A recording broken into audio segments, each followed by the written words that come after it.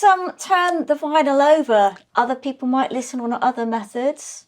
Yeah. Interesting. That's the point, actually. When you're sequencing an album, because you have to plan both for a CD and the streaming version, and also for side A and side B, and you've done that really well here, because that's a really good side closer, isn't it, for a side? I only plan for cassette. I don't plan for anything else. For cassette? Yeah. For cassette specifically, rather than vinyl? Because it's essentially, it's the same as two sides, isn't it? Yeah. I have never been a vinyl collector. Never got into it. When I was a little girl, it was all about cassettes, and I love cassettes. So to me, it's side A and B of my cassette. Has to have a shape on side A and a shape on side B. So I've always done it for every single one of my albums. I've done that. And we've referred to 2 Penfriend albums, so that might sound like a strange thing that I'm saying, but if you're new to my work, I have 4 other albums out under a solo project and a collaboration album also. So this is album 7. Let's flip over to side B of the cassette. Yes. And vinyl. Yes. And this song is called In the Light Sometimes. And this was another Laura Vere's workshop song.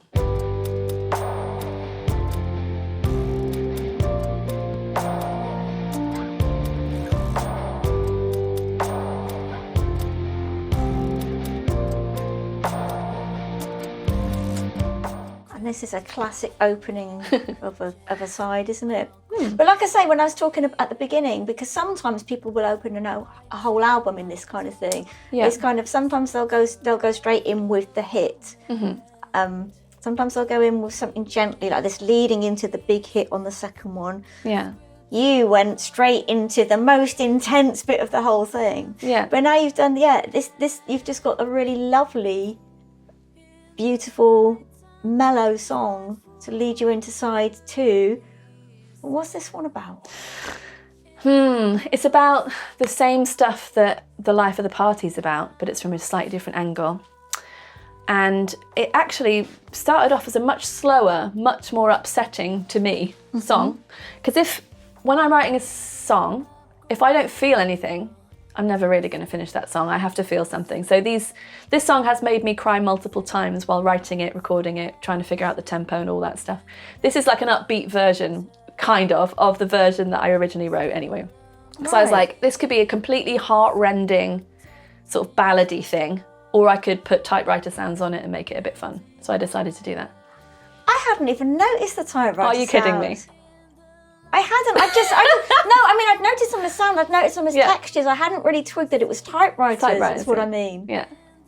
Yeah. The whole drum track is. It's just like you hear a little ding. Typewriters. Yeah. Oh wow! I was very pleased with myself when I programmed that. You should be. Yeah. So you did it. You had one that was a really slow, heart-rending one. You're saying. Yeah. Maybe we'll listen to that. We should later. listen to that. Yeah. But yeah, because it's that kind of song that's just kind of mellow, isn't it? It's a kind of like.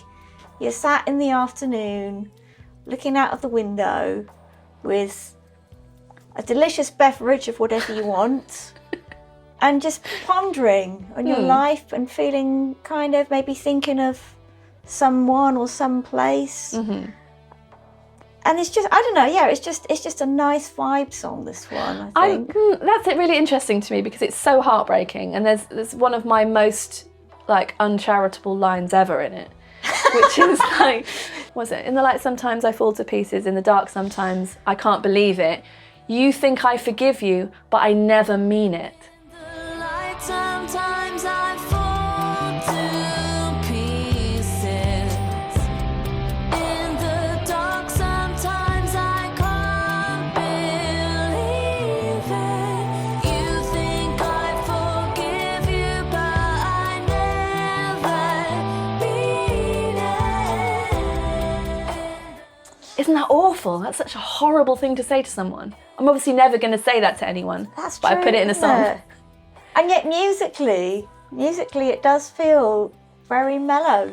Interesting. But then that makes sense because you've just said when you first wrote it, the music was more kind of heartrending. Yeah, well, it's just very basic and it was a lot slower. And you've kind of deliberately made a choice to make it to lift it a bit. Yeah. And it's worked so effectively that I've glossed over the lyrical content and gone, oh, what a lovely day it is out there. But that's fine. You know, I'm not trying to make people cry with every single song.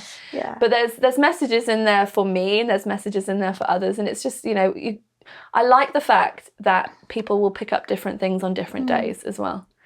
And there's hopefully more and more depth to go to with my work. That's what I try to do. You don't have to get it all on the first listen. Yeah, and I'm thinking actually, because sometimes when I'm listening to songs, I'm seeing moving images. You know, I'm quite a visual thinker, so I'm always imagining them as a kind of soundtrack to something that I'm watching or experiencing. And actually, it does make sense that you said that, because the kind of, although I've described this almost pastoral scene, it's kind of like you're in a place.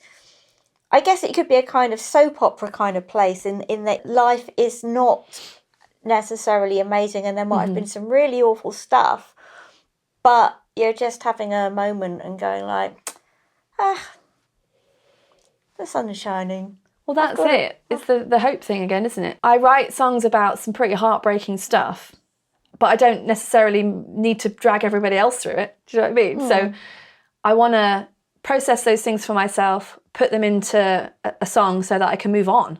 So quite a lot of the time, when it's something that's sort of like a shadow from the past that keeps coming up and bothering me in my everyday life, when I've written a song about it, it recedes a lot or goes away because I've actually dealt with it in the way that I can. Like I've taken some action for myself, and that has a huge effect on my life. And I know that people who listen to my stuff get the same thing from it. So I know that I can be really honest in the songs, and it's not like embarrassing, or I'm not like putting it on someone else, trying to make them depressed. It's not like that.